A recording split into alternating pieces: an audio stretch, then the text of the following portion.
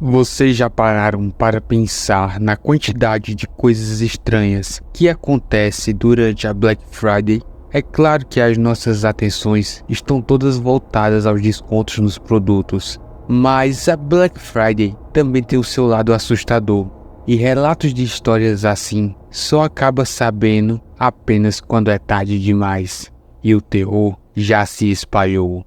Foi durante o outono que eu finalmente consegui o meu primeiro emprego. Foi numa loja de jogos. Lá, eu trabalhava como caixa para pagar a mensalidade da minha faculdade. Eu não odiava o meu trabalho, pois eu amo videogames e realmente não tinha muito o que fazer. O que eu odiava eram as pessoas que entravam na loja reclamando das coisas mais insignificantes possíveis. Desde um cabo que não vinha com um console, até me culparam por coisas que eu não controlava. Era um inferno às vezes, mas é o que você recebe por trabalhar no varejo. De qualquer forma, era Black Friday e meu colega Carlos e eu, nós chegamos à loja por volta de 1 hora antes de abrirmos, para ver como é que estava o fluxo de pessoas. Do lado de fora da nossa loja, havia pelo menos 4 ou 5 pessoas do lado de fora esperando, porque a gente tinha recebido alguns jogos novos e o pessoal já estava sabendo. Então não foi uma grande surpresa. Carlos e eu entramos e começamos a nos preparar para abrir. Estávamos cerca de 30 minutos da abertura e eu disse a Carlos para repor os jogos quando percebo que um dos caras que está do lado de fora está perto da porta. Eu faço sinal para ele de que ele não pode entrar ainda e teria que voltar mais tarde. Eu acho que ele entendeu a mensagem porque ele saiu e foi para o estacionamento. Enquanto ele se afastava, Carlos se aproxima de mim e diz que o cara perto da porta da frente estava escondendo uma arma atrás das costas. Eu não vi nenhuma arma com ele, mas qualquer ameaça, a loja exigia que a gente chamasse imediatamente a polícia, mesmo que a ligação fosse falsa. Sem hesitar, eu peguei o meu telefone e comecei a discar 190. Só que nesse momento, eu escutei um barulho muito alto. Foi um estrondo muito forte. Eu olhei para a minha esquerda rapidamente e eu vi 3 homens invadindo a loja com martelos nas mãos. Eu acionei imediatamente o pager que mantemos sob o balcão da loja para alertar a polícia. E eu gritei para o Carlos que a gente precisava sair pela porta dos fundos. Os 3 homens de preto, eles nos avistaram e correram atrás de nós, enquanto um deles jogou um martelo na nossa direção, que quase acertou a minha cabeça. Mas, felizmente, conseguimos sair pela porta dos fundos. No momento exato em que ouvimos as sirenes de longe, o que foi música para os meus ouvidos, eu olhei para a janela de vidro ao lado da porta dos fundos e eu vi os caras fugindo da loja carregando um monte de caixas com as nossas coisas. Eu acenei para a polícia e eles chamaram outra unidade para encontrar os ladrões. Carlos e eu conversamos com a polícia e a gente até voltou para a loja para poder olhar as imagens da câmera. No entanto, esses caras estavam vestidos de preto, usando máscaras, e a qualidade do vídeo não era lá essas coisas, sendo de pouca ajuda, ou nenhuma. Diga-se de passagem, eles abriram um caso para o incidente por cerca de 1 mês antes de encerrá-lo, pois não havia mais nada que eles pudessem fazer. Eles nunca encontraram os homens que invadiram a loja, e duvido que façam isso. Com tudo isso acontecendo, eu ainda me pergunto, até hoje, o que teria acontecido comigo se aquele martelo tivesse acertado a minha cabeça. A Black Friday pode até ser divertida, mas também perigosa. Isso aconteceu quando eu tinha cerca de 7 anos. Foi durante o outono, durante as férias de ação de graças. Há uns 15 anos atrás, eu morava em uma casa geminada, que para aqueles que não sabem, são 4 casas combinadas em uma grande casa. Nossos vizinhos e eu temos cada um nosso próprio pequeno pátio. É semelhante a uma casa geminada, mas bem menor, se isso faz sentido. O espaço na nossa parte da casa era muito limitado e tinha o tamanho de uma cela de prisão. Era grande o suficiente apenas para caber uma cama, um vaso sanitário, uma cozinha e uma TV, se tivéssemos sorte. Diga-se de passagem, não foi nenhuma surpresa que minha família estivesse passando por dificuldades financeiras, por isso que estávamos tão apertados. De qualquer forma, já era Black Friday, provavelmente um dos dias mais importantes para os meus pais. Eles eram um tipo de pessoa que passavam longas horas fazendo compras e em busca das melhores ofertas possíveis, usando muitos cupons que sempre tinham na mão. Sem nada para fazer em casa, eu fui com eles para o shopping, enquanto eu constantemente permaneci ao lado deles, basicamente os observando em um frenesi de compras. Em certo momento, minha mãe precisou ir ao banheiro e o meu pai me levou para uma daquelas áreas de recreação para as crianças, só até ela voltar. Ele ficou me observando brincar por alguns minutos, mas foi quando ele avistou um dos seus amigos de trabalho e eles começaram a conversar. Eu, sendo inocente e uma garotinha boba, decidi sair da área de recreação e entrar em uma das lojas. Eu não me lembro de qual loja era, mas me recordo em ver um brinquedo que eu queria e eu tirei ele da prateleira. Fiquei encarando o brinquedo por um bom minuto quando sinto algo frio agarrar meu braço. Eu me virei e vi esse homem grande de 50 anos segurando meu braço enquanto sorria para mim. "Você gosta deste brinquedo, não é?" Ele me perguntou. Sem saber o que eu estava pensando, eu apenas balancei a cabeça afirmando e eu voltei a minha atenção para o brinquedo. "Sabe, eu tenho uma menininha exatamente como você, que tem muitos brinquedos. Vamos brincar com ela?" Ele diz. Apertou ainda mais o meu braço e me puxou para longe da loja. Em certo momento, eu perguntei para onde estávamos indo e ele simplesmente ficou em silêncio, sem dizer uma palavra. A expressão que ele tinha no rosto era como se estivesse fazendo algo mundano, como tirar o lixo ou catar folhas. Mas graças a Deus, de repente, o meu pai aparece correndo atrás de nós. O homem, assustado, me soltou. Agora, meu pai tem a personalidade de um urso de pelúcia e não gosta de se envolver ou criar confusão. O homem ficou petrificado, com os olhos arregalados, uma vez que percebeu que foi pego. O meu pai fez um gesto amigável, de agradecimento por ele ter me encontrado, embora eu soubesse lá no fundo que ele queria dizer algo, como "Fique longe da minha filha, seu vagabundo." Voltamos para minha mãe e vejo meus pais conversando por quase 20 minutos. Naquela época, mesmo sendo tão jovem, não me importava muito. Atualmente, tenho 22 anos e me tornei um pouco mais sábia quanto ao que realmente aconteceu. O que será que aquele homem pretendia fazer comigo? Eu vou começar dando um pouco mais de informação primeiro. Na época em que isso aconteceu, eu tinha 16 anos e trabalhava em uma cafeteria enquanto estava no ensino médio.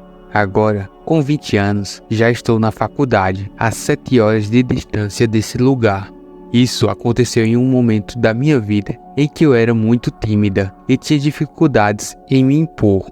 Em retrospectiva, eu poderia ter lidado com a situação de uma maneira muito melhor. Eu costumava trabalhar nos turnos de fechamento com a minha melhor amiga, depois da escola, geralmente das 15 às 22 ou das 17 às 22. Trabalhávamos em uma loja relativamente vazia, então a gente passava a maior parte do tempo ouvindo música e conversando. Ambas fazíamos nossas tarefas, como tirar o lixo e repor os estoques, e etc. No entanto, a gente sempre temia levar o lixo para fora, já que a gente precisava ir para a parte de trás da loja. Era lá que as lixeiras ficavam, em uma área pouco iluminada, ao lado de uma loja de bebidas muito suspeita. Certa noite, entrou um homem. Não era incomum ter clientes na parte do horário de fechamento, mas era igualmente raro ver alguém que não conhecíamos. Nossa loja era frequentada principalmente por clientes habituais. Este homem, ele era magro e provavelmente tinha cerca de 30 anos. E o que eu mais me lembrava era de seus olhos penetrantes, daquele tipo que nunca desvia o olhar, algo que achei um tanto atraente. A maneira como ele falava era curta e concisa. Ele fez um simples pedido, apenas um café pequeno com leite quente. Então, eu preparei o pedido dele. E foi isso. Eu ainda falei para minha amiga como ele se achava atraente. Depois disso, começamos a nos referir a ele como o pequeno cara do café com leite quente.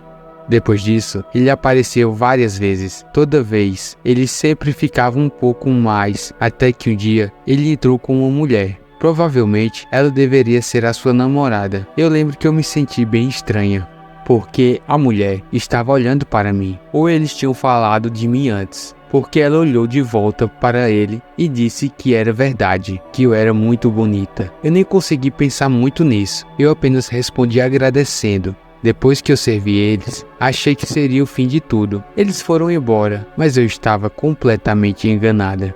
Se passaram alguns dias e ele voltou a aparecer e a conversar ainda mais comigo, mas dessa vez sozinho. Então ele começou a ser mais amigável e eventualmente sedutor. É claro que eu fiquei lisonjeada, mas olhando agora, eu era menor e imatura. Era meio assustador, para ser sincera. Eu nem pensei no fato de que era meio alarmante. Ele começou a ficar um pouco mais, e às vezes ele trazia um notebook, e eu podia sentir ele me olhando e olhando para minha amiga, como se ele estivesse ouvindo as nossas conversas. Até esse ponto, eu não estava recebendo vibrações assustadoras ou ruins dele, pelo menos até o momento. Algumas semanas depois, de alguma forma, ele então conseguiu o número do meu telefone. Eu não tenho a menor ideia de como ele conseguiu, mas ele me mandou uma mensagem e de alguma forma eu ainda não estava assustável o suficiente. Chegamos a conversar muito sobre música e assim eu comecei a aprender mais sobre ele. Ele estava na casa dos 30 anos, tinha histórico de problemas com abusos de substâncias, mas, segundo ele, já fazia algum tempo que estava limpo e continuava longe dessas coisas, e que ele também tinha voltado para a escola de arte e que me mostraria algumas das suas peças. Ele também chegou a me enviar fotos da natureza. Eu até achei legal as fotos, eu acho, mas parando para pensar, era algo realmente muito assustador. Por exemplo, uma das fotos era da areia do seu quintal, às 3 da manhã. Ele disse que ainda gostava de ir para o meu trabalho e ficar lá trabalhando na sua arte também. Até que ele me disse que mal gostava de café com leite quente, mas que só ia até lá porque ele queria me ver. Em certo momento, ele começou a vir e me dar presentes, e isso chegou a um ponto em que, finalmente eu comecei a perceber que não gostava nem um pouco daquela situação. No início, eram apenas pequenos lanches ou bebidas. Sendo muito gentil, eu aceitava, mas eu nunca comia ou bebia, e eu não achava que ele tinha alguma intenção ruim, apenas tinha dificuldade em aceitar presentes. Uma noite, ele me trouxe um livro sobre um de seus artistas favoritos. Eu aceitei relutante, mesmo tendo tentado recusar antes. Eu lembro de contar a ele sobre um dos meus músicos favoritos e enviei um link de uma apresentação que eu gostava muito. No entanto, ele começou a ser meio sugestivo, mesmo falando sobre a música. Ele começou a falar de uma maneira bastante sexual e eu apenas ria e recusava quando ele pedia para enviar fotos. Eu comecei a falar com ele cada vez menos e contei para minha amiga sobre a situação. Ela concordou que estava ficando muito estranho e talvez eu devesse mudar meu horário. Eu disse a ela que ficaria tudo bem, mas foi um grande erro. Ele continuou vindo toda semana na hora do fechamento. Até mesmo ficava no carro, lá no estacionamento até a gente fechar a loja, o que significava que ele me observava indo para os fundos para poder tirar o lixo. Mais cedo ou mais tarde, eu comecei a inventar desculpas para não conversar e eu ia para o fundo da loja sempre que eu via ele chegando. Então, ele começou a me enviar uma tonelada de mensagens sobre como eu parecia graciosa enquanto trabalhava. Ele continuava me mandando mensagens e eu disse a ele que não queria mais falar com ele. Mas ele não pegava a dica. Enviava várias outras mensagens descrevendo o quanto eu significava para ele e como ele não ficaria bem. Eu comecei a entrar em pânico naquele mesmo momento. Eu bloqueei o número dele, mas ainda assim voltei para o trabalho. Por algum motivo, honestamente pensei que ele iria parar de vir até a loja, mas eu estava completamente errada.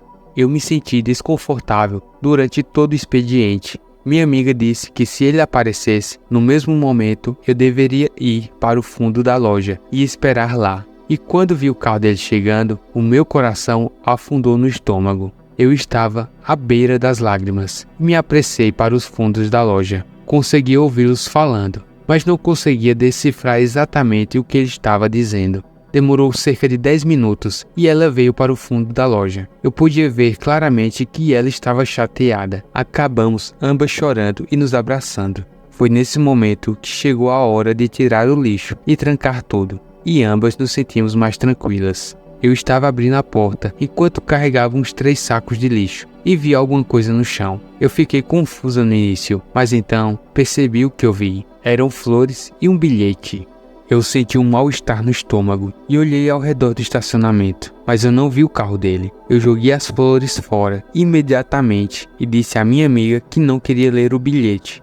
Ela leu o bilhete e disse que eu tinha que fazer isso. Era algo como: nunca me senti tão conectado a alguém. Você está partindo do meu coração. Por favor, não faça isso. Me desculpe. Olhando para trás, honestamente, eu não iludi ele, mas inicialmente senti como se estivesse errada de alguma forma. Mesmo assim, viramos a esquina para tirar o lixo e ambas rezamos para que o estacionamento estivesse vazio, mas infelizmente não estava. Vamos dizer apenas que o lixo não seria retirado naquela noite. Eu continuei trabalhando lá e eu ainda trabalho nas minhas folgas da faculdade e agora eu tenho horários diferentes. Mas pelo menos nunca mais eu vi aquele cara novamente.